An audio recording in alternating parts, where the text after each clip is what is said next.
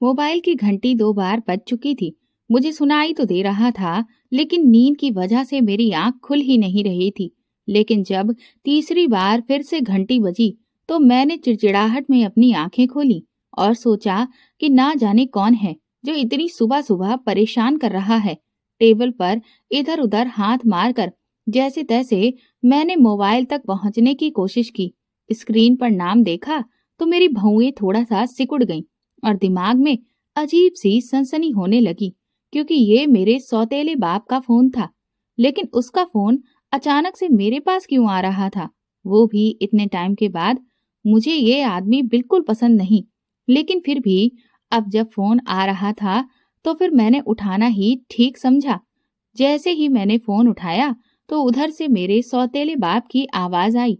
वो कहने लगा, रिया, मैंने इसलिए फोन किया है क्योंकि मैं अब इस केस के चक्कर से आजाद होना चाहता हूँ, क्योंकि मैं इस सब की वजह से अपने बिजनेस और बच्चों पर ध्यान नहीं दे पा रहा हूँ। इसीलिए मैंने एक फैसला किया है कि मैं तुम्हारी माँ के नाम जितनी भी प्रॉपर्टी थी वो तुम्हें दे दूंगा। इसलिए जितनी जल्दी हो सके तुम लंदन आ जाओ और यहाँ आकर सारी कागजी कार्रवाई कर लो और मुझे भी इस झंझट से छुटकारा दिलाओ। ये कहकर मेरे बाप ने फोन रख दिया था। उसने मेरे मुंह से एक भी बात नहीं सुनी। उसे बस अपनी ही बात कहने से मतलब था। खैर, जो भी हो, ये खबर मेरे लिए बहुत अच्छी थी। मैं पिछले काफी समय से अपनी माँ के नाम की प्रॉपर्टी हासिल करना चाहती थी, लेकिन मेरा सौतेला बाप उस प्रॉपर्टी पर नाक के जैसे फन फैलाए बैठा था, क्योंकि उसे लग रहा था कि मैं तो यहाँ इंडिया में रहती हूँ और वो वहाँ लंदन में है और प्रॉपर्टी भी वहां पर ही है, तो मैं यहाँ से बैठे बैठे कुछ भी नहीं कर पाऊंगी और सारी प्रॉपर्टी से हाथ धो बैठूंगी। लेकिन राहुल के होते हुए ऐसा हो ही नहीं सकता। उसने इस सब में मेरी बहुत मदद की। वो तो मेरी जिंदगी का जादूगर है। मेरी लाइफ में जितनी भी प्रॉब्लम्स आई हैं उन सबको उसने चुटकियों में हल कर दिया है और इस प्रॉब्लम को भी उसने ही अपने हाथ में ले लिया था। उसके बहुत से जान पहचान वाले लोग लंदन में रहते थे और उनके जरिए ही उसने मेरे बाप पर केस कर दिया और मेरे सौतेले बाप के लिए ये साबित करना बहुत मुश्किल पड़ रहा था कि ये प्रॉपर्टी मेरी नहीं है। इस समय उसका वक्त और पैसा भी बहुत बर्बाद हो रहा था और इसीलिए आज थक हार कर उसने बीच का रास्ता चुना है, क्योंकि अगर हम केस जीत जाते तो फिर उसे प्रॉपर्टी तो देनी ही पड़ती, साथ ही मुझे मुआवजा भी देना पड़ता। वो बहुत चालाक है और उसे बहुत अच्छे से पता है कि ऐसे में अब उसका ही नुकसान था और इसीलिए उसने अब प्रॉपर्टी को वापस कर देने में ही अपनी भलाई समझी थी। मैंने तुरंत ही राहुल को फोन लगाकर सारी बात बता दी। वो कहने लगा, देखो रिया, मैंने तुमसे पहले ही कहा था कि मैं तुम्हें तुम्हारा हक दिलवाकर ही रहूंगा। मैंने कहा, सच में राहुल, बस अब लंदन चलकर हम सारी प्रॉपर्टी को मेरे नाम पर ट्रांसफर करवा लेंगे और उसके बाद इंडिया लौटकर हम शादी कर लेंगे। राहुल बोला, अगर तुम्हें बुरा ना लगे तो क्या मैं तुम्हें एक सजेशन दे सकता हूँ? मैंने कहा, हाँ बिल्कुल, तुम तो मुझे एक नहीं कई सजेशन देने का हक रखते हो। आज मैं जो सुकून की जिंदगी जी रही हूँ वो सिर्फ तुम्हारी वजह से है, वरना तो मैं कितना परेशान हो चुकी होती, ये तो मैं ही जानती हूँ। राहुल बोला, देखो रिया, तुम शायद ही है जो कभी लंदन में जाकर रहो। मैंने कहा, हाँ वो तो है, मुझे अपना भारत ही पसंद है और फिर तुम भी तो यहीं पर बसे हुए हो। तुमसे शादी करने के बाद मैं यहीं रहूंगी। राहुल कहने लगा, इसीलिए फिर वहां लंदन में प्रॉपर्टी को रखने का क्या फायदा है? मैं तो तुमसे कहूंगा कि चलकर सारी प्रॉपर्टी को बेच दो और उससे जो भी कैश मिलता है उसे भारत में ही तुम अपनी दूसरी नई प्रॉपर्टी खरीदो। मुझे राहुल का ये आइडिया बहुत पसंद आया। मैंने कहा कि ये तो तुम बिल्कुल ठीक कह रहे हो। राहुल कहने लगा, अगर वहां पर प्रॉपर्टी रहेगी तो फिर बार बार लंदन में जाकर उसकी देख रेख के लिए परेशान होना पड़ेगा और जब वहां पर हमें रहना ही नहीं है तो वहां प्रॉपर्टी रखने का फायदा क्या है? मैंने कहा, तो फिर ठीक है, अब बताओ कि हम लंदन कब चलें? वो कहने लगा, नेक काम में देरी कैसी, आज शाम की फ्लाइट से ही निकल चलते हैं। मैं खुश हो गई थी। मैंने अपनी सारी तैयारियां कर ली थी। राहुल ने भी अपने वकील, जो कि वहां लंदन में था, उससे सारी बातें तय कर ली थी हम दोनों लोग मुंबई एयरपोर्ट से लंदन के लिए रवाना हो चुके थे। वहां पहुंचने के बाद मैं बहुत सालों के बाद अपने सौतेले बाप से मिली। आज भी उसके चेहरे से साफ झलकता था कि वो मुझसे कितनी नफरत करता है।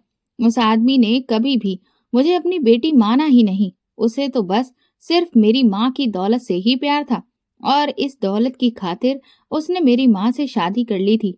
जब मेरे सौतेले बाप को ये बात पता चली कि मैं अब इस प्रॉपर्टी को बेचना चाहती हूँ, तो उसने हमारे सामने एक ऑफर रखा कि जब मुझे प्रॉपर्टी को बेचना ही है तो फिर मैं किसी और को वो प्रॉपर्टी क्यों दूं? क्योंकि मेरा बाप उस प्रॉपर्टी को खरीदने के लिए तैयार था। उसने राहुल से कहा कि यहाँ पर जो जमीनों की कीमत है उसके बारे में तुम पता कर लो और जो सही कीमत है वो मैं तुम्हें अदा करने को तैयार हूँ। मुझे तो ये बात ठीक नहीं लगी थी, लेकिन राहुल ने कहा कि हमें सिर्फ पैसों से मतलब है। अब वो पैसे चाहे कोई और दे या तुम्हारा सौतेला बाप, इससे हमें क्या ही फर्क पड़ता है। और अच्छा ही है, कम से कम हमें अपनी जमीन के खरीदार को ढूंढना तो नहीं पड़ेगा। मैंने राहुल की बात में हामी भर दी थी। मुझे तो इन सब कामों की बहुत ज्यादा जानकारी नहीं थी, इसीलिए मैंने राहुल से कहा कि अब आगे का सारा काम काज वही संभाल ले।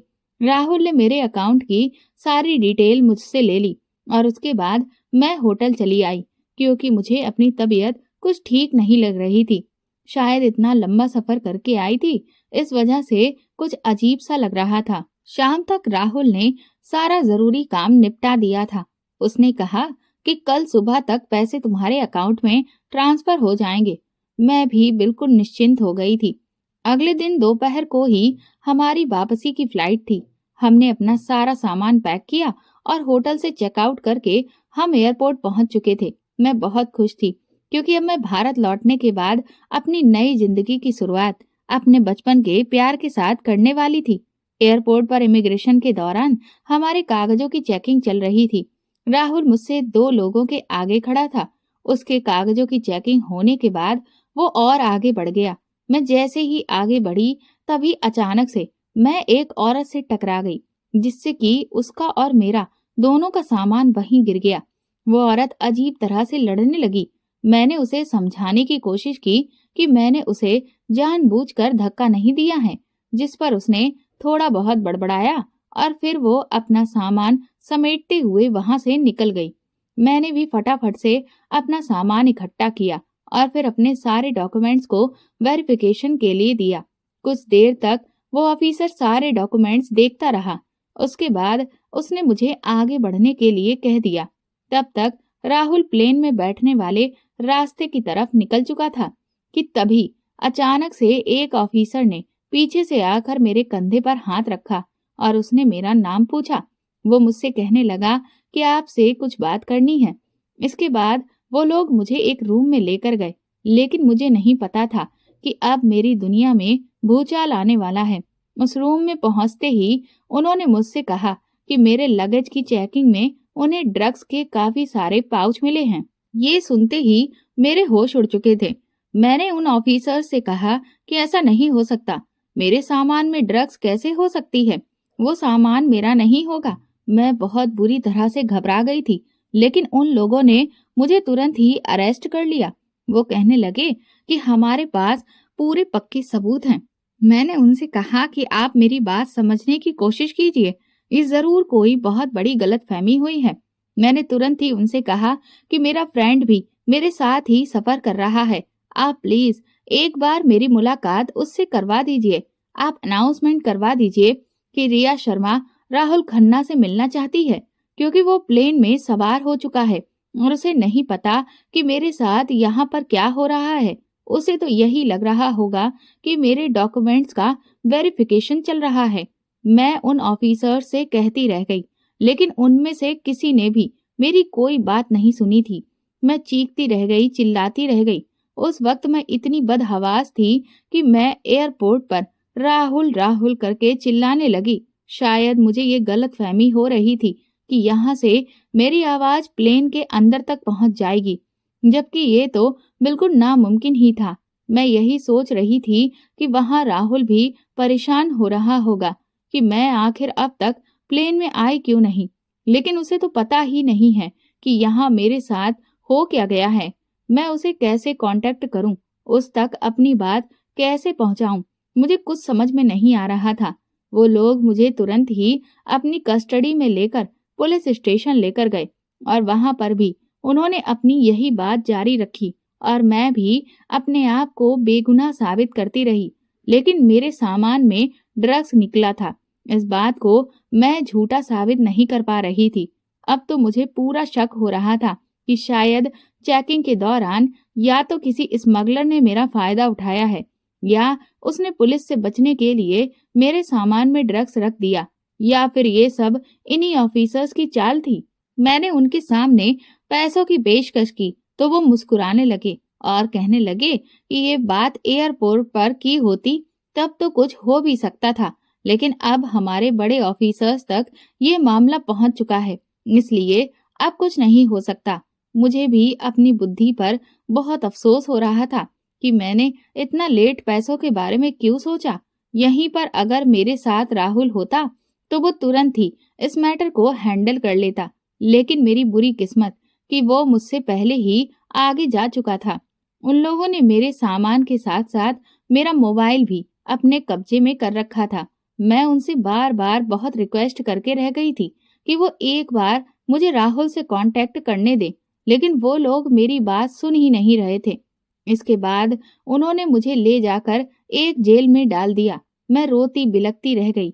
मुझे तो कुछ समझ में नहीं आ रहा था कि ये मेरे साथ अचानक से क्या हो गया। धीरे धीरे 2 दिन बीत चुके थे, लेकिन उन ऑफिसर्स में से कोई भी मेरी बात सुनने को तैयार ही नहीं था। इधर मैं तो परेशान हो ही रही थी और मुझे पता था कि मेरा राहुल भी मेरे लिए बहुत परेशान हो रहा होगा। उसे तो पता भी नहीं है कि मैं इस वक्त कहाँ हूँ।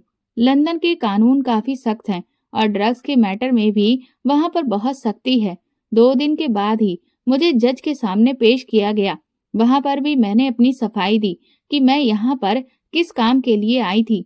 मैंने उनसे कहा कि आप इस एड्रेस पर जाकर सब कुछ पता कर सकते हैं।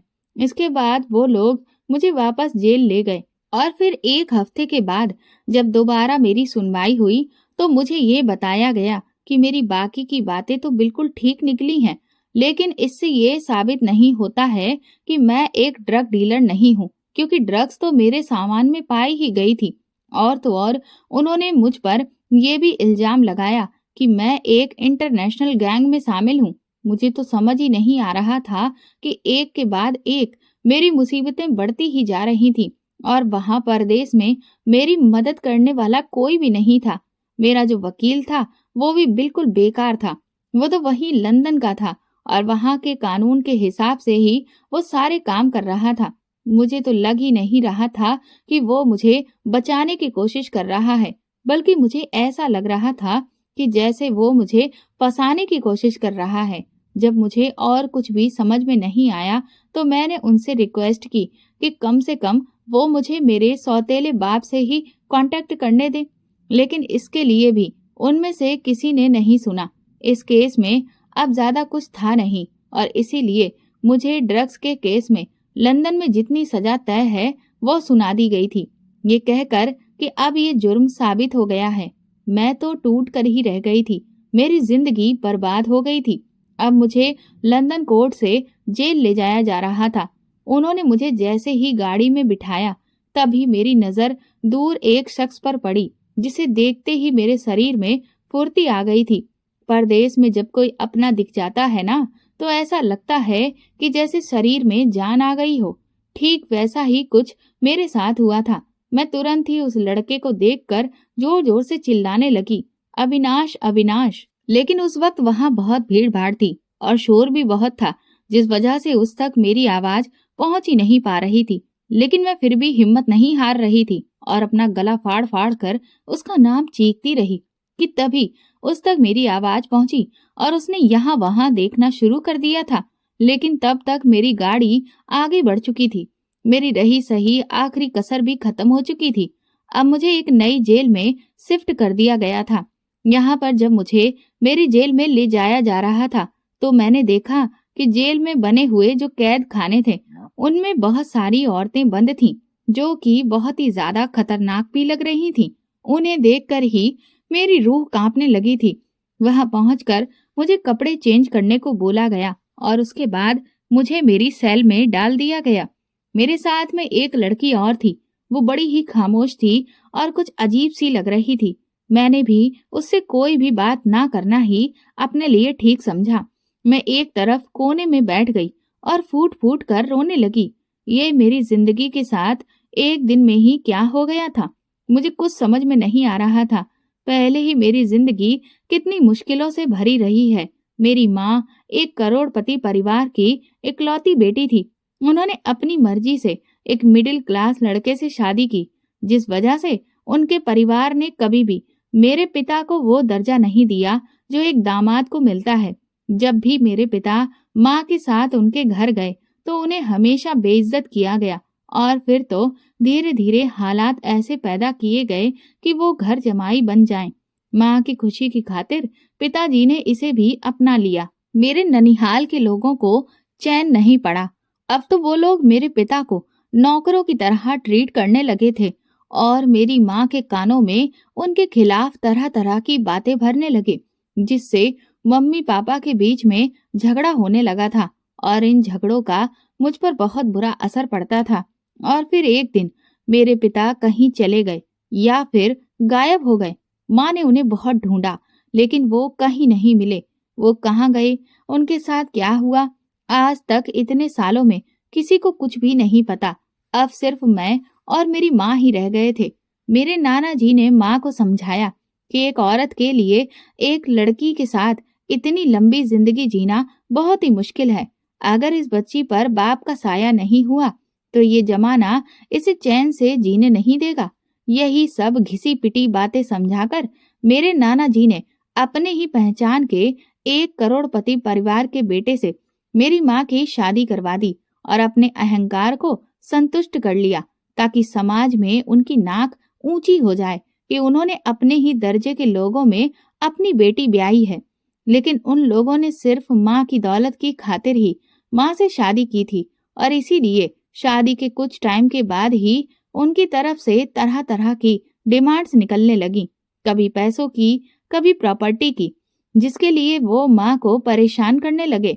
और फिर एक दिन माँ को पता चला कि मेरे पिता का तो चक्कर किसी और औरत से चल रहा है और उससे उन्हें 2 बच्चे भी हैं। लेकिन इस सब में बहुत देर हो चुकी थी, क्योंकि मेरे बाप ने धोखे से मेरी माँ की प्रॉपर्टी को हथिया लिया था।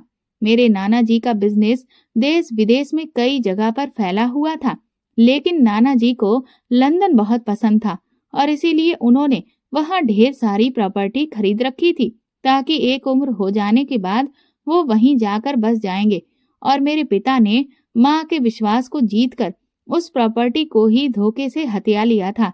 इससे पहले कि माँ कुछ भी कर पाती और अपनी प्रॉपर्टी को वापस हासिल करती, एक दिन हार्ट अटैक से मेरी माँ की मौत हो गई। नाना जी तो पहले से ही बिस्तर पर पड़े हुए थे। अपनी बेटी की मौत की खबर ने उन्हें बस 1 महीने तक ही जीने दिया। उसके बाद वो भी इस दुनिया को छोड़कर चले गए। मेरा सौतेला पिता तो पहले से ही अपने बीवी बच्चों के साथ लंदन में जाकर बस चुका था। अब यहाँ मैं सिर्फ अकेली रह गई थी।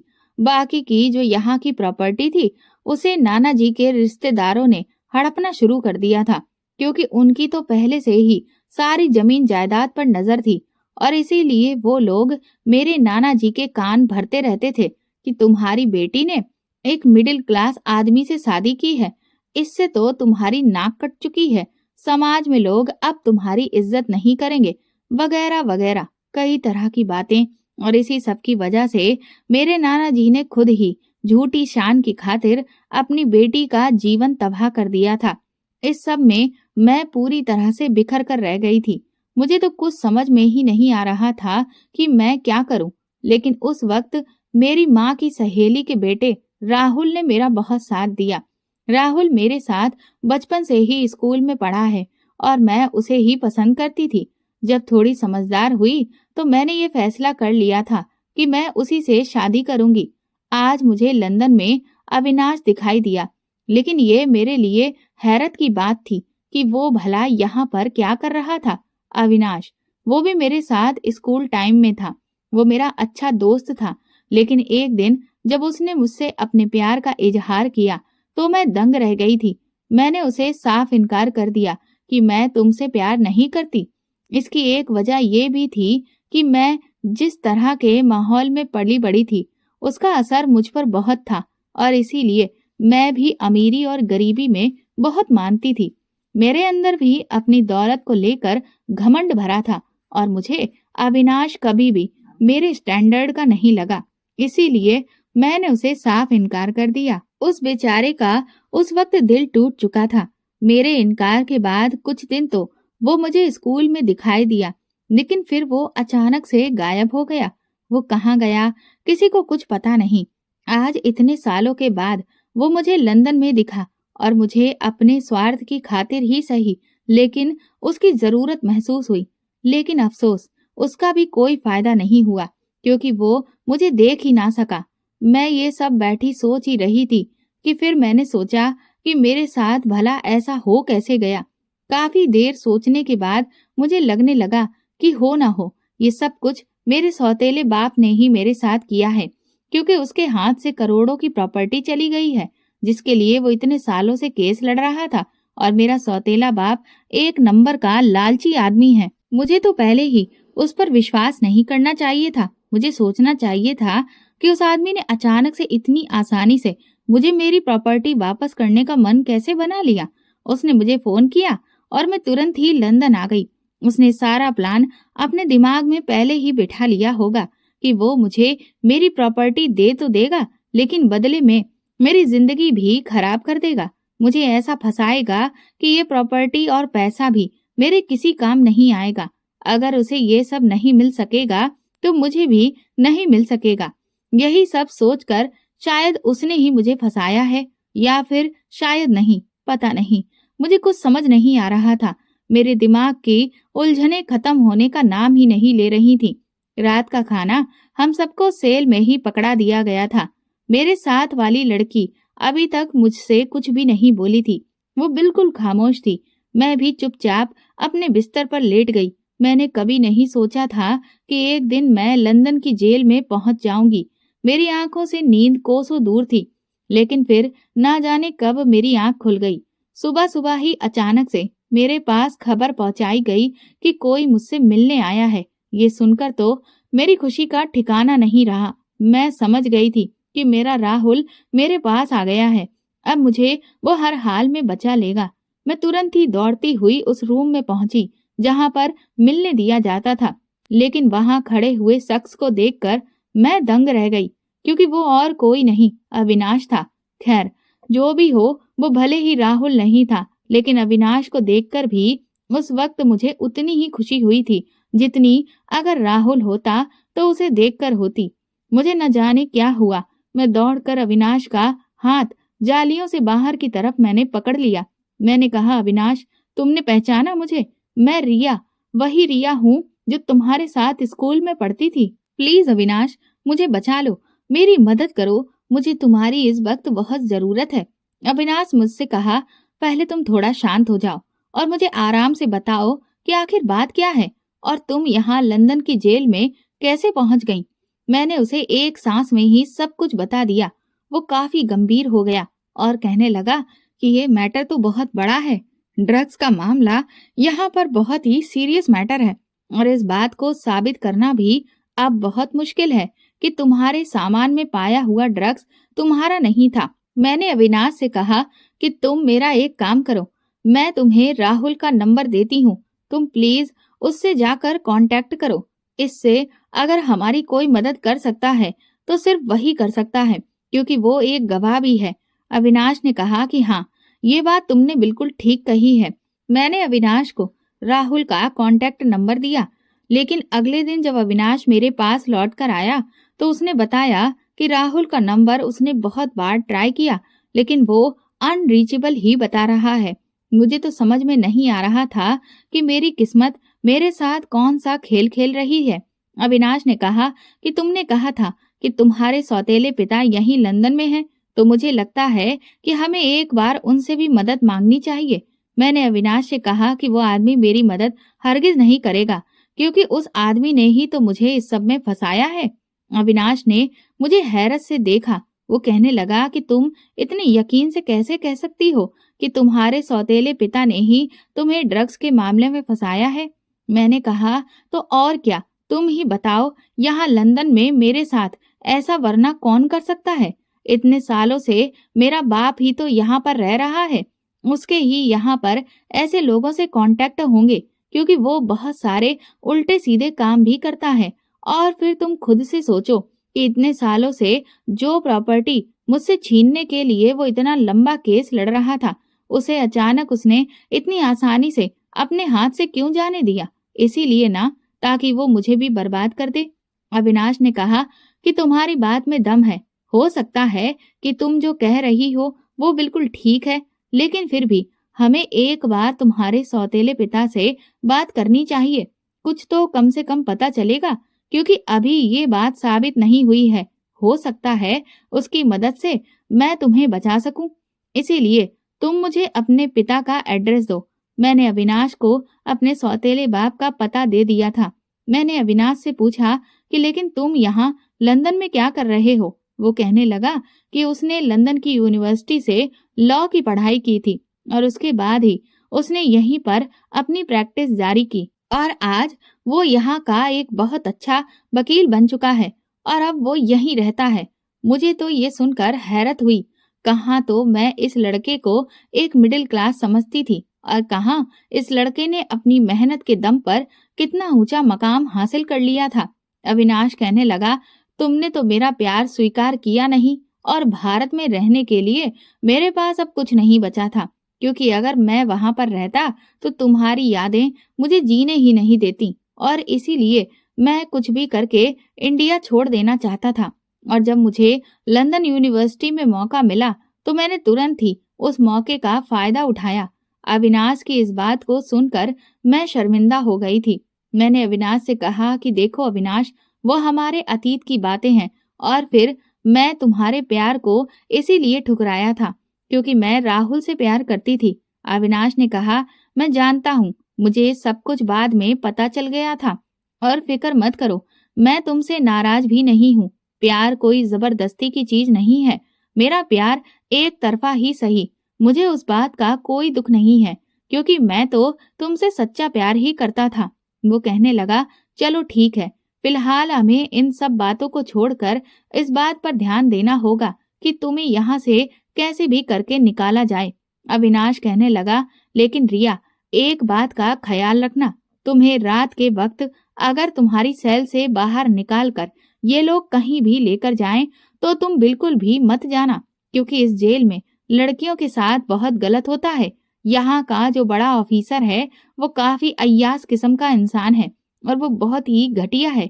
इसीलिए मैं तुम्हें पहले ही चेतावनी देता हूँ कि तुम कैसे भी करके अपने आप को बचा कर रखना। मुझे तुम्हारी बहुत फिक्र है। अविनाश की इस बात ने मुझे डरा दिया था। मैंने कहा कि लेकिन अगर मेरे साथ उन्होंने कुछ ऐसा वैसा किया तो? अविनाश कहने लगा, मैंने तुमसे कहा ना, तुम्हें हिम्मत से काम लेना है और तुम फिक्र मत करो, मैं तुम्हें यहाँ ज्यादा दिन रहने नहीं दूंगा। कुछ ना कुछ करके मैं तुम्हें यहाँ से जरूर बाहर निकाल लूंगा, मुझ पर भरोसा करो। इसके बाद अविनाश वहां से चला गया और मैं वापस अपनी सेल में आ गई। मुझे अपने अतीत में किए गए अविनाश के साथ व्यवहार पर बहुत अफसोस हो रहा था। एक मैं हूँ जो मैंने उसे नीचा दिखाया था और एक वो है जो आज बिना किसी स्वार्थ के मेरी इतनी मदद कर रहा है। अब मुझे अगले दिन का इंतजार था जब अविनाश मुझसे मिलने के लिए आता, लेकिन उस दिन जैसे ही रात हुई तभी मैंने देखा कि एक बहुत ही हट्टी कट्टी मोटी सी औरत आगे वाली एक सेल से एक लड़की को घसीटते हुए कहीं लेकर जा रही थी। वो बुरी तरह से चीख चिल्ला रही थी तो उस मोटी सी औरत ने 4-5 थप्पड़ उसके गाल पर जड़ दिए। ये सब देखकर मैं डर गई और पहली बार मेरे सेल में जो साथ में लड़की बैठी होती थी उससे मैंने कहा कि ये यहाँ पर क्या हो रहा है। उस लड़की ने कहा, तुम नहीं जानती कि ये क्या हो रहा है या फिर अनजान बनने का नाटक कर रही हो? मैंने कहा कि मैं यहाँ पर नई हूँ और मुझे कुछ नहीं पता। ये मोटी औरत इस लड़की को कहाँ लेकर जा रही है? तो वो लड़की हंसने लगी, कहने लगी, ये मोटी इसे यहाँ के बड़े ऑफिसर के मनोरंजन के लिए ले जा रही है। अब ये लड़की उस ऑफिसर का दिल बहलाएगी।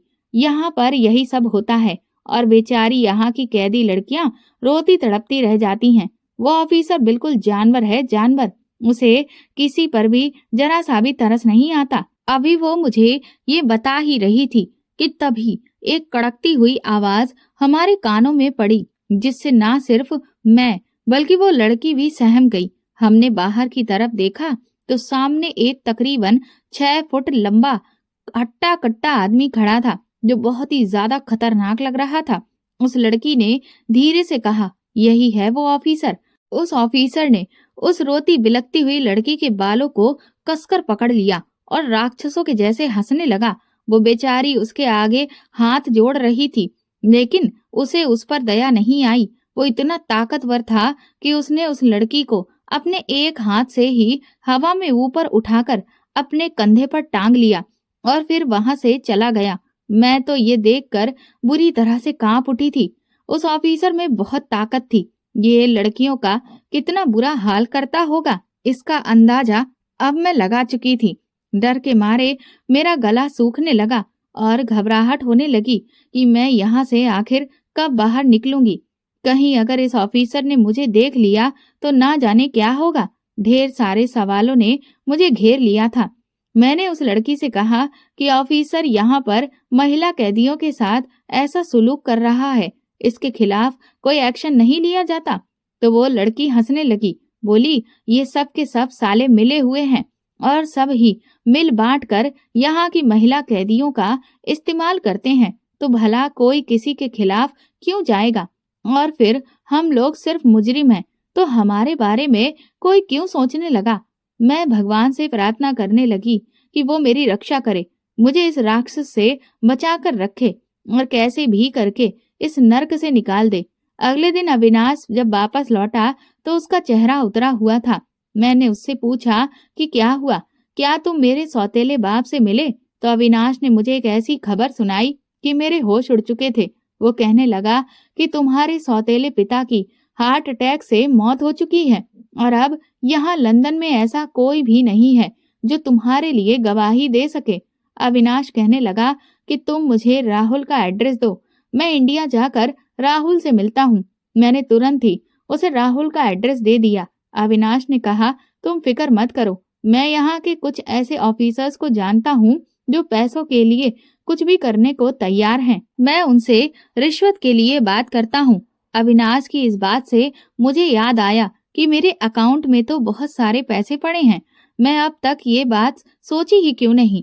मैंने अविनाश से कहा कि तुम पैसों की बिल्कुल भी फिक्र मत करो, क्योंकि मैंने लंदन की जो प्रॉपर्टी बेची थी और उसका सारा पैसा मेरे अकाउंट में आ चुका है। वो लोग अगर करोड़ों में भी तुमसे रकम मांगते हैं तो तुम हाँ कर देना।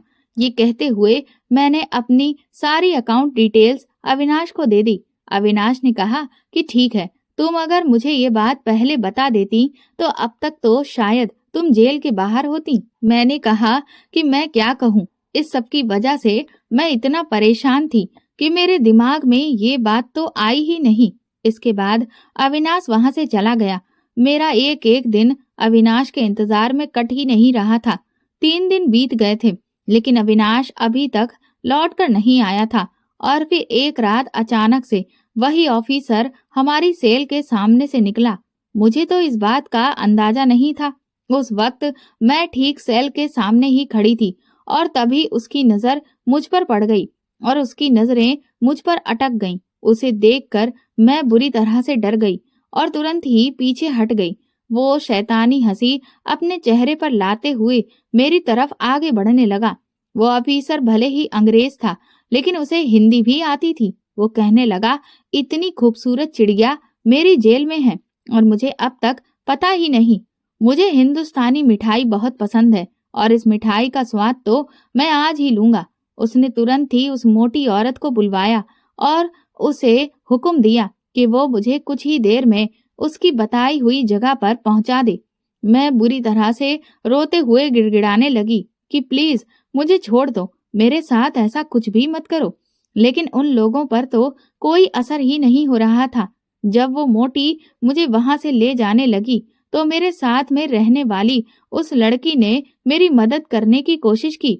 वो मुझे उस मोटी से छुड़ाने की पूरी कोशिश करती रही। वो उसे खूब मारने की कोशिश कर रही थी, लेकिन वो मोटी भी इतनी ताकतवर थी कि हम दोनों मिलकर भी उससे मुकाबला नहीं कर पा रहे थे। और तभी उस मोटी ने इतनी जोर का तमाचा उस बेचारी लड़की के मारा कि वो जमीन पर धड़ाम से गिरी और दोबारा उठ ही ना सकी। फिर वो मुझे घसीटती हुई एक कमरे में लेकर गई। वो दरिंदा वहां पर पहले से ही मेरा इंतजार कर रहा था। मेरे उस कमरे में पहुंचते ही वो मुझ पर बुरी तरह से टूट पड़ा। मैंने उसे मारना शुरू कर दिया और उसके मुंह को नोचने लगी, लेकिन उस पर तो जैसे कोई असर ही नहीं हो रहा था। वो बहुत ताकतवर था। मैं बुरी तरह से रो रही थी और छटपटा रही थी कि तभी अचानक ही उस रूम में एक दूसरा ऑफिसर आया और उसने उससे कहा कि कोई बहुत बड़े अधिकारी आए हैं जिन्होंने तुम्हें अभी के अभी अपनी कैबिन में बुलाया है। ये सुनते ही उस दरिंदे को गुस्सा आ गया और उसने गुस्से में अपना हाथ टेबल पर मारा। उसने एक गहरी नजर से मुझे देखा और बोला, आज तो तू बच गई, लेकिन अगली बार नहीं बचेगी। इसके बाद वो मोटी मुझे वापस मेरी सेल में छोड़ गई थी। मैंने सुकून की सांस ली, लेकिन मेरी हालत बहुत खराब हो चुकी थी। मेरे कपड़े काफी फट चुके थे। वो लड़की बेचारी अभी भी बेहोश पड़ी थी। मैंने तुरंत ही उस पर पानी के छींटे मारकर उसे होश में लाया तो वो मुझे देखते ही बौखला गई। कहने लगी, क्या हुआ? तुम ठीक तो हो ना? क्या तुम्हारे साथ उसने? मैंने रोते हुए उसे गले से लगा लिया और कहा कि नहीं, आज तो कोई बड़ा ऑफिसर आ गया था जिस वजह से उस राक्षस को वहां जाना पड़ा और उसने मुझे छोड़ दिया। लेकिन उसने मुझे धमकी दी है कि अगली बार वो मुझे नहीं छोड़ेगा। वो लड़की भी बेचारी रोने लगी, बोली, हमारे साथ यहाँ ऐसा ही होता है। उस दरिंदे ने मेरे साथ भी बहुत बुरा किया था। मैं पूरे 1 हफ्ते तक बिस्तर से उठ नहीं पाई थी। फिर उसने मुझे अपने शरीर पर पड़े हुए कुछ निशान दिखाए जो कि बहुत ही गहरे घाव थे। उसने कहा कि ये चोटों के निशान उस राक्षस ने ही मुझे दिए हैं। मैंने उससे कहा कि तुम यहाँ जेल में कैसे आई? तो वो कहने लगी, मैं पढ़ने में एक बहुत ही ब्रिलियंट स्टूडेंट थी, लेकिन मैं अपने परिवार से हमेशा परेशान रहती थी। मेरा बाप मेरी माँ के साथ बहुत बुरा सुलूक करता था, जिस वजह से मेरी माँ बहुत दुखी रहती थी। वो हमेशा मेरी माँ को इस बात के लिए कोसता रहता था कि मेरी माँ ने उसे एक बेटा पैदा करके नहीं दिया। मैंने उससे कहा कि यहाँ लंदन में भी बेटा और बेटी में फर्क किया जाता है। वो हंसने लगी और कहने लगी, लंदन हो या इंडिया, कुछ लोगों की सोच कहीं भी नहीं बदलती। उन्हीं में से एक मेरा बाप था, लेकिन मैं अपनी माँ के लिए एक खूबसूरत सी दुनिया बनाना चाहती थी और इसीलिए खूब मेहनत से पढ़ाई कर रही थी ताकि जल्द से जल्द नौकरी पाने के बाद मैं उन्हें अलग घर में लेकर जा सकूं। लेकिन एक दिन जब मैं घर वापस लौटी तो देखा कि मेरा बाप तो मेरी माँ को बुरी तरह से पीट रहा था और उस दिन उसके सर पर खून सवार था। उसने मेरी माँ को मारने के लिए चाकू उठा लिया। ये देखकर मैं बहुत बुरी तरह से हड़बड़ा गई और मैंने उससे वो चाकू छीनने की कोशिश की, लेकिन मेरा बाप वो चाकू छोड़ने का नाम ही नहीं ले रहा था और इस खींचातानी में उस चाकू को मैंने अपने बाप के सीने में ही उतार दिया और बस अपने पिता के खून के इल्जाम में आज मैं इस जेल में सड़ रही हूँ। वो खून जो मैंने सिर्फ अपनी माँ को बचाने की खातिर किया था। कहाँ मैं अपनी माँ को एक अच्छी जिंदगी देना चाहती थी, लेकिन कहाँ आज मैं खुद एक नरक भरी जिंदगी जी रही हूँ। उस लड़की की कहानी सुनकर मैं रोने लगी। जिंदगी हमारे साथ ऐसा खेल क्यों खेलती है? क्या इस दुनिया में सिर्फ बुरे लोगों की ही जीत होती है? मैंने कहा, लेकिन तुम्हारी माँ गवाही दे सकती थी ना कि तुमने सिर्फ अपने बचाव में अपने पिता का खून किया। वो लड़की कहने लगी, मेरी माँ जिंदा होती तब तो मेरा साथ देती ना। मेरे बाप ने उसे इतना मारा था कि वो तकलीफ झेल ना सकी और उसने भी दम तोड़ दिया था। उस लड़की का नाम मार्गरेट था। उसकी कहानी ने मुझे हिलाकर रख दिया था। अब मुझे और भी ज्यादा डर लगने लगा था कि क्या मैं भी जिंदगी भर इस जेल में सड़ती रह जाऊंगी और इस राक्षस का शिकार बनती रहूंगी। 2 दिन के बाद अविनाश वापस लौटा और उसने मुझे एक ऐसी बात बताई जिससे मेरे पैरों तले से जमीन निकल चुकी थी। वो कहने लगा कि तुमने जो राहुल का एड्रेस दिया था वहां पर अब राहुल नहीं रहता है, वो वहां से शिफ्ट करके दिल्ली चला गया है। मैंने कहा ऐसा कैसे हो सकता है, वो तो काफी सालों से मुंबई में अपने बंगले में अपने पिता के साथ रह रहा था और फिर उसका बिजनेस भी है, वो सब कुछ छोड़ छाड़ के दिल्ली कैसे जा सकता है। अविनाश ने कहा कि मुझे ये सब तो नहीं पता, लेकिन उसके पड़ोसियों ने ही मुझे ये सारी बात बताई। और तो और एक बहुत बड़ी बुरी खबर भी है तुम्हारे लिए। अविनाश ने कहा कि तुम्हारे अकाउंट में इस वक्त 1 रुपया भी नहीं है, जबकि तुम्हारा कहना था कि तुम्हारे पास करोड़ों रुपए हैं। ये खबर सुनकर तो मैं धड़ाम से नीचे गिर गई। मैंने कहा ऐसा कैसे हो सकता है, राहुल ने तो कहा था कि प्रॉपर्टी बिकने के बाद जो पैसा मिला है वो सारा उसने मेरे अकाउंट में ट्रांसफर कर दिया है। अविनाश ने कहा कि जब तुम्हारे अकाउंट में पैसा आया तो तुमने चेक किया था। मैंने याद करने की कोशिश की तो मैंने कहा कि दरअसल उस दौरान मेरी तबीयत कुछ खराब हो गई थी, जिस वजह से मैं बहुत परेशान थी और फिर अगले दिन ही हमें इंडिया के लिए वापस निकलना था, इसीलिए सारी पैकिंग भी करनी थी। और इस सब में मैंने इन चीजों पर ध्यान ही नहीं दिया क्योंकि मेरे सारे काम हमेशा राहुल ने ही किए थे और मुझे लगा कि वो ये काम भी अच्छे से कर लेगा, इसीलिए मैंने खुद से एक बार भी चेक करना जरूरी ही नहीं समझा। और फिर अचानक ही एयरपोर्ट पर आकर मेरे साथ ये सब हो गया। अविनाश ने कहा कि देखो रिया, अब मैं तुमसे जो कह रहा हूँ उसे ध्यान से सुनो। अब या तो यहाँ पर तुम्हारे साथ धोखा तुम्हारे सौतेले पिता ने किया था, क्योंकि तुमने बताया कि ये प्रॉपर्टी तुमने अपने सौतेले पिता को ही बेची है, तो या तो उन्होंने ही प्रॉपर्टी को दोबारा से हड़प लिया और तुम्हें 1 रुपया भी नहीं दिया, और या फिर तुम्हें राहुल ने धोखा दिया है और उसने तुम्हारा सारा पैसा हथिया लिया। अविनाश के मुंह से ये बात सुनकर मैं तो दंग रह गई। मैंने कहा नहीं अविनाश, ऐसा नहीं हो सकता, मेरा राहुल मुझे धोखा नहीं दे सकता, वो ऐसा कभी नहीं था। उसने तो हमेशा मेरा साथ दिया, मेरे पास दौलत तो पहले भी थी, लेकिन उसने कभी भी मेरा 1 रुपया भी इधर से उधर नहीं किया, तो फिर भला अब वो ऐसा क्यों करेगा। अविनाश ने कहा कि वो सब मुझे नहीं पता, फिलहाल जो चीजें सामने हैं मैं उसके आधार पर ही तुमसे ये बात कह रहा हूँ। और हाँ, अब हमारे पास तुम्हें बचाने का कोई रास्ता नहीं बचा है, क्योंकि अब तो कोई भी गवाह नहीं है जो ये कह सके कि तुम बेगुनाह हो या तुम यहाँ पर किसके साथ आई थी, क्यों आई थी, राहुल दिल्ली में कहाँ पर है। इस सब का पता लगाने में बहुत समय लग जाएगा और तब तक तो बहुत देर हो चुकी होगी, और मैं तुम्हें यहाँ इस जेल में ज्यादा दिन तक रहने नहीं दे सकता, क्योंकि वो ऑफिसर कभी भी तुम्हारे साथ कुछ भी कर सकता है। मैंने अविनाश से कहा कि कुछ भी कर नहीं सकता है, उसने तो ये कहते ही मैं रोने लगी। अविनाश बुरी तरह से हड़बड़ा गया। वो कहने लगा रिया, पूरी बात बताओ, क्या उसने तुम्हारे साथ कुछ। मैंने कहा कि 2 दिन पहले वो मुझे अपने कमरे में ले गया था, लेकिन उस वक्त किसी बड़े ऑफिसर के आ जाने की वजह से वो अपने मंसूबों में कामयाब नहीं हो पाया, लेकिन उसने मुझे धमकी दी है कि वो बहुत जल्द ही मेरा भी वही हाल करेगा जो बाकी की कैदियों के साथ वो करता है।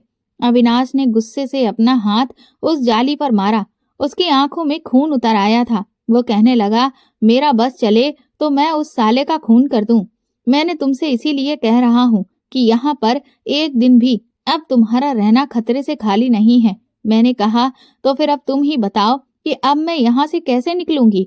अविनाश ने कहा, इसका बस एक ही रास्ता है, मुझे तुम्हें कैसे भी करके इस जेल से भगाना होगा।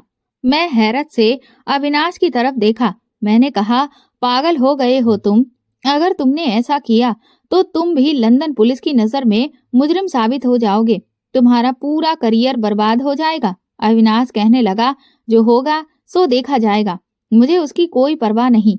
मैंने कहा कि तुम मेरे लिए इतना बड़ा रिस्क क्यों ले रहे हो। वो कहने लगा, क्योंकि प्यार करता हूँ तुमसे और तुम्हें इस हालत में नहीं देख सकता। अविनाश की इस बात से मैं दंग रह गई थी। मैंने कहा, तुम अभी भी मुझसे प्यार करते हो।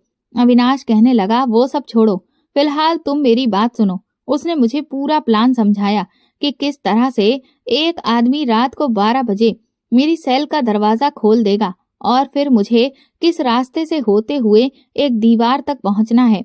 अविनाश ने कहा कि यहाँ पर एक ऐसी दीवार है जो पीछे जंगल की तरफ खुलती है।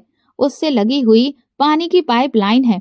उस तरफ सिक्योरिटी भी बहुत कम होती है और आज हमारे पास बहुत अच्छा मौका है क्योंकि आज रात को यहाँ पर एक प्रोग्राम है जिसमें ज्यादातर ऑफिसर्स की ड्यूटी वहीं पर लगी हुई है और इसीलिए आज तुम्हें यहाँ से मुझे भगाने का पूरा मौका मिल जाएगा।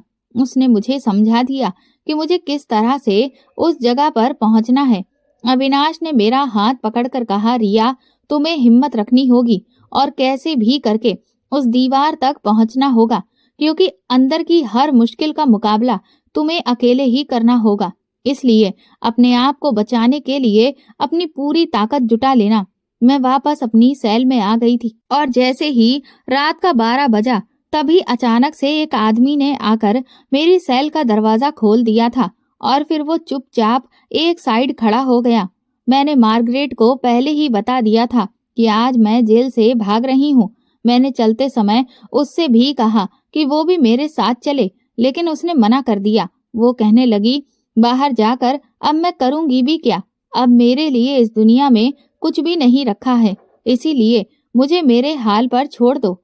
लेकिन मैं भगवान से दुआ करूंगी कि वो तुम्हारे रास्ते की हर रुकावट को खत्म कर दे और तुम्हें एक खुशहाल जिंदगी दे। मैंने उसे गले से लगाया और उसके माथे को चूमा और फिर मैं तुरंत ही दौड़कर सेल से बाहर निकली। मैं सबकी नजरों से छुपती हुई उसी रास्ते की तरफ आगे बढ़ रही थी जिधर से गुजरने के लिए मुझे अविनाश ने कहा था। काफी दूर चलने के बाद मुझे वो दीवार नजर आ गई जो कि जंगल की तरफ थी।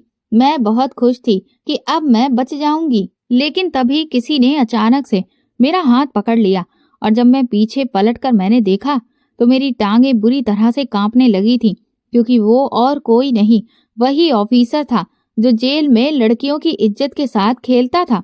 वो मुझसे बोला, कहाँ जा रही हो जाने मन? और उसने तुरंत ही एक झटके से मुझे अपने कंधे पर टांग लिया। कहने लगा, मैं तो तुझे ही कब से ढूंढ रहा था, आज जाकर मुझे मौका मिला है। मैं उसकी पीठ पर एक के बाद एक घूंसों से वार कर रही थी, लेकिन उस पर कोई असर ही नहीं था। वो मुझे वापस जेल के अंदर की तरफ ले जा रहा था। मुझे कुछ समझ में नहीं आ रहा था। अविनाश बाहर मेरा इंतजार कर रहा होगा और यहाँ मैं ये किस नई मुसीबत में फंस गई हूँ। मेरी हिम्मत जवाब देने लगी थी, लेकिन मैंने खुद को समझाया कि रिया, आज अगर तेरे हाथ से ये मौका निकल गया तो फिर तू जिंदगी भर कभी भी इस कैद से छूट नहीं पाएगी। तुझे इस राक्षस का मुकाबला करना ही होगा। मैंने अपनी पूरी ताकत जुटाई और उस आदमी की आंखों पर अपने दोनों अंगूठे रखकर उसके नाखूनों से दबा दिया, जिससे वो दर्द से बुरी तरह से बिलबिला उठा और उसके कान को अपने दांतों से कसकर काट दिया। उसने तुरंत ही मुझे नीचे जमीन पर पटक दिया। वो गुस्से से बौखला उठा था। वो कहने लगा कि मेरी इतनी हिम्मत। वो तुरंत ही मुझ पर झपटा, लेकिन मैं वहां से घूमकर पीछे हट गई। मुझे इस वक्त उस राक्षस पर इतना गुस्सा आ रहा था कि जी चाह रहा था कि मैं उसका खून कर दूं, लेकिन इस वक्त मेरे लिए यहाँ से निकलना ज्यादा जरूरी था। मैं जैसे ही फिर से उस दीवार की तरफ भागी तो उसने मुझे टांग से पकड़कर पीछे की तरफ फिर से घसीट लिया और मेरे कपड़ों को इतनी कसके खींचा कि वो जगह जगह से फटने लगे। मैंने एक लात खींचकर उसके मुंह पर मारी जो कि सीधा उसकी नाक पर लगी थी। उसकी नाक से खून निकलने लगा और इस बार मैंने पूरी ताकत से उसके ऊपर झपटी थी और अपने दांतों का इस्तेमाल करते हुए मैंने उसकी गर्दन पर वार किया और पूरी ताकत से उसकी गर्दन में अपने दांत घुसा दिए। उसने मेरे बालों को बहुत कस के पकड़कर खींचा। मुझे बहुत तकलीफ हो रही थी, लेकिन फिर भी मैंने भी जोर लगाना खत्म नहीं किया। उसने मुझे जोर का झटका देकर पीछे फेंका। उसकी गर्दन से खून निकलने लगा था। अब वो गुस्से में पागल हो चुका था। ये देखकर मैं पहले थोड़ा सा डरी और मुझे समझ नहीं आया कि अब मैं क्या करूं कि तभी मुझे एक सेल दिखाई दी। मैं तुरंत ही उस तरफ जाकर खड़ी हुई। वो बौखलाया हुआ मेरी तरफ जोर से भागता हुआ आया और मैं एक झटके से वहां से पीछे हट गई, जिस वजह से उसका सर कसकर उन सलाखों से टकराया जिससे उसे काफी चोट आई और उसका सर फट गया और खून निकलने लगा। उसका सर घूमने लगा। वो सर पकड़कर वहीं बैठ गया। मुझे ये मौका ठीक लगा और मैं अपनी पूरी ताकत से दीवार की तरफ भागी और ना जाने उस वक्त मुझ में कौन सी शक्ति आ गई थी कि मैंने एक झटके में ही उस पूरी दीवार को फलांग कर दूसरी तरफ जाकर गिरी। वहां देखा तो कुछ दूरी पर ही अविनाश मेरा इंतजार कर रहा था, लेकिन उसने मुझे इशारा किया कि मैं नीचे बैठकर आगे बढ़ूं, क्योंकि वहां पर लाइट से निगरानी हो रही थी। मैं उन लाइटों से बचती हुई जैसे तैसे अविनाश तक पहुंची।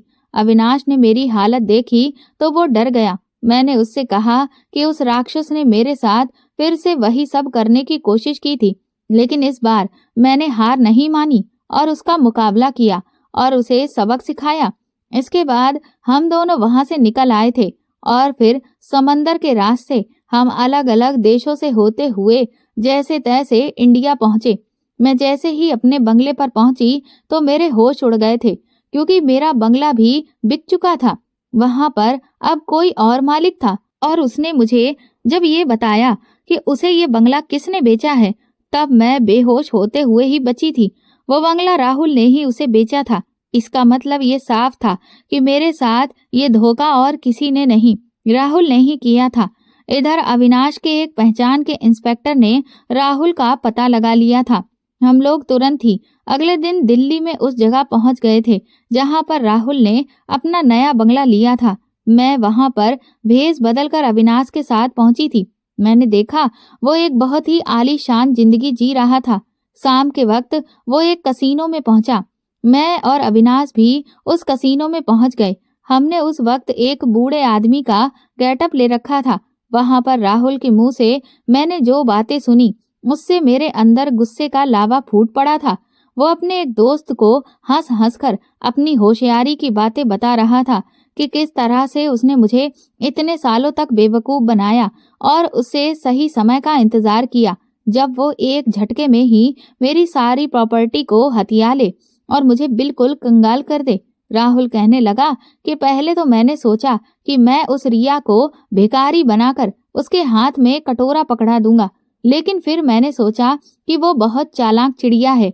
अगर वो यहाँ पर रही तो कुछ ना कुछ करके मुझे से अपनी प्रॉपर्टी दोबारा हासिल कर ही लेगी, और इसीलिए मेरे दिमाग में ये आइडिया आया कि अगर मैं उसे किसी ऐसी चीज में फंसा दूं जिससे वो जिंदगी भर निकल ही ना पाए, तब तो मेरा काम बहुत ही आसान हो जाएगा। और फिर मैंने ही उसे लंदन से लौटते वक्त ड्रग्स के इल्जाम में फंसा दिया। वो तो होटल में आराम से अपना सामान पैक करने के बाद बाथरूम में चली गई और मैंने मौका पाते ही उसके सामान में ड्रग्स के पैकेट रख दिए थे और फिर एयरपोर्ट पर जानबूझकर मैं उससे आगे आगे चल रहा था ताकि उसकी चेकिंग से पहले ही मैं प्लेन में जाकर बैठ जाऊं और उसे कभी भी ये पता ना चल सके कि उसके साथ ये सब करने वाला मैं ही हूँ। वो तो मुझ पर इतना भरोसा करती थी कि उस बेवकूफ ने एक बार भी अपना अकाउंट चेक करके ये नहीं देखा कि मैंने प्रॉपर्टी के सारे पैसे उसके अकाउंट में ट्रांसफर किए भी हैं या नहीं, और यहाँ तक कि प्रॉपर्टी के कागजों पर भी मैंने उसके साइन धोखे से पहले ही ले लिए थे और वो भी अपने नाम पर करवा ली थी। मेरे डैड को लगता था कि मैं एक बेवकूफ इंसान हूँ, लेकिन अब मेरी इज्जत मेरे डैड की नजर में बहुत बढ़ गई है, क्योंकि इतना बड़ा हाथ तो उन्होंने भी कभी पूरी जिंदगी में नहीं मारा था। मैं एक झटके में बैठे बिठाए करोड़पति बन गया हूँ। उसका दोस्त कहने लगा, वाह यार, तेरी लाइफ तो सेट हो गई है। राहुल कहने लगा, अरे अभी कहाँ, इतना तो बहुत कम है मेरे लिए।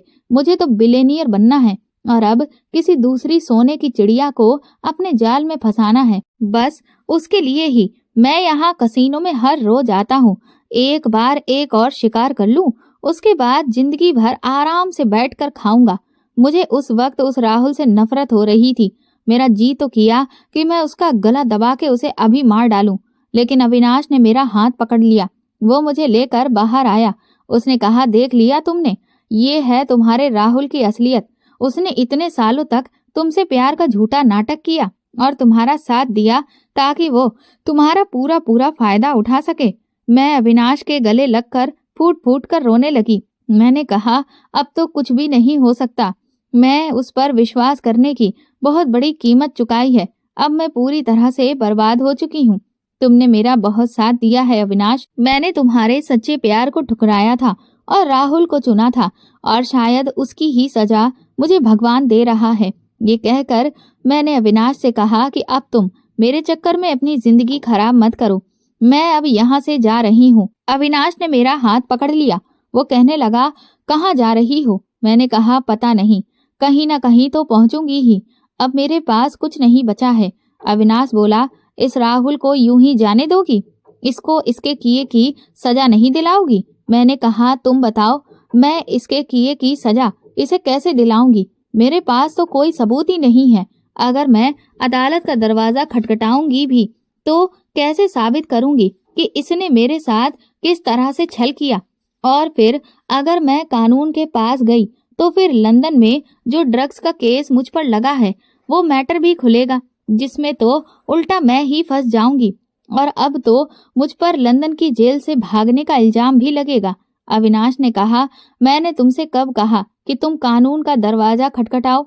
अब इस राहुल को इसकी ही जुबान में हमें जवाब देना होगा। मुझे अविनाश की कोई बात समझ में नहीं आ रही थी। अविनाश ने कहा कि मैं तुमसे जैसा कहता जाऊं तुम चुपचाप वैसा ही करो। अविनाश मुझे अपने इंडिया वाले घर में लेकर गया। हमने मार्केट जाकर ढेर सारी शॉपिंग की। मुझे समझ नहीं आ रहा था कि वो आखिर कर क्या रहा है। इसके बाद उसने घर में एक सैलून वाली को बुलवाया। मुझे तो कुछ भी समझ नहीं आ रहा था। लेकिन 2 घंटे के बाद जब अविनाश अपने कमरे से बाहर निकला तो मेरी तो आंखें हैरत से फटी की फटी रह गई थी। मैं हैरान भी थी और हंस हंस कर लोटपोट भी हो रही थी, क्योंकि अविनाश इस वक्त लड़की के कपड़ों में मेरे सामने खड़ा था और उसे देखकर मेरी हंसी बंद ही नहीं हो रही थी। लेकिन सच कहूं तो उसे देखकर कोई नहीं कह सकता था कि वो एक औरत नहीं, मर्द है। अविनाश बोला, मजा आ रहा है ना?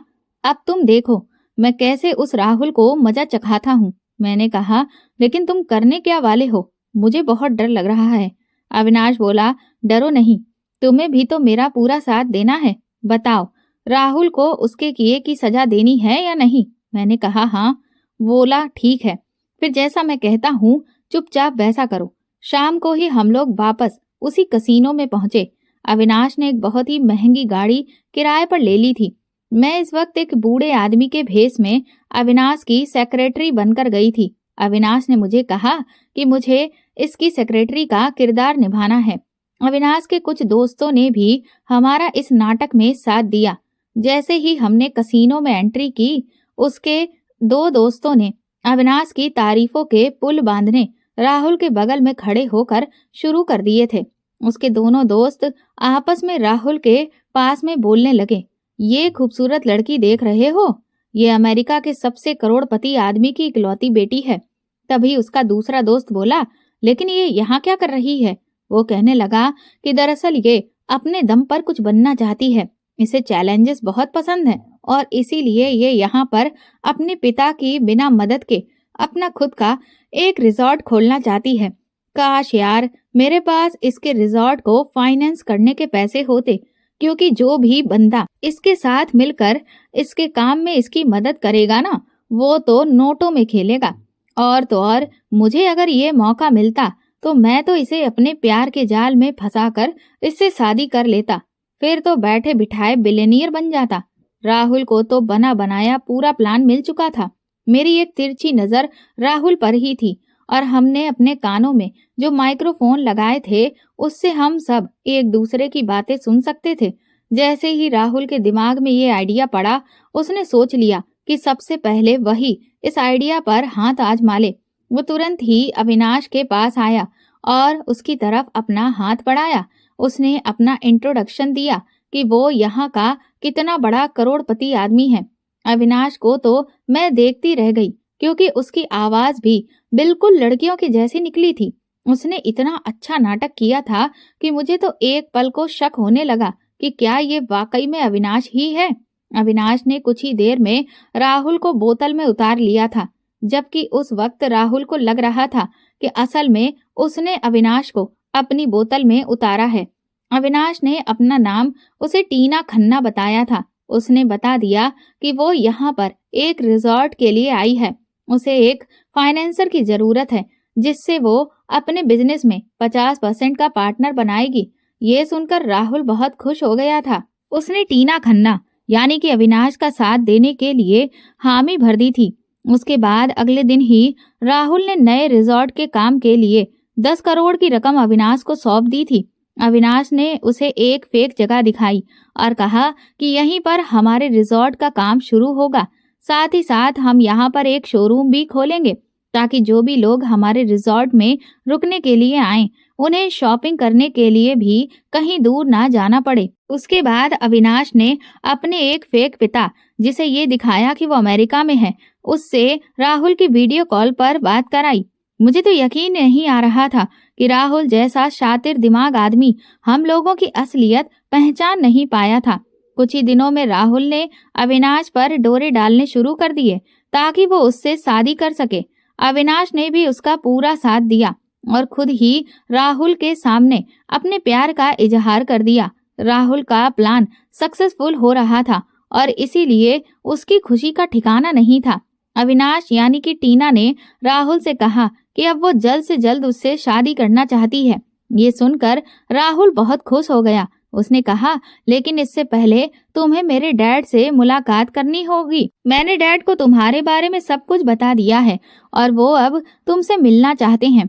अविनाश ने सारा इंतजाम इतना शानदार किया था कि कोई भी ये कह ही नहीं सकता था कि हम लोग करोड़पति नहीं हैं। अविनाश ने अपने ही एक दोस्त को अपना बाप बनाकर भेजा और प्लान के मुताबिक उसने राहुल के सामने ये शर्त रखी और शादी के लिए ये कहा कि वो तभी राजी होगा जब राहुल अपनी प्रॉपर्टी का कुछ हिस्सा पहले से ही टीना यानी कि अविनाश के नाम पर करेगा। राहुल भी बहुत अच्छे से जानता था कि भले ही टीना उससे प्यार करती हो, लेकिन उसका बाप तो सियासी दिमाग रखता था, जैसा कि वो चालबाज था। लेकिन वो इस वक्त अपने आप को बहुत ज्यादा होशियार समझ रहा था। उसने सोच लिया था कि फिलहाल वो टीना से शादी करने के लिए ऐसा कर देगा, क्योंकि उसे भी ये बात बहुत अच्छे से पता थी कि शादी के बाद तो ये सब कुछ उसका ही होना है, क्योंकि टीना इकलौती औलाद थी और इसीलिए राहुल ने खुशी खुशी इस शर्त को मंजूर कर लिया था। लेकिन उसे नहीं पता था कि वो कितनी बड़ी गलती करने वाला है।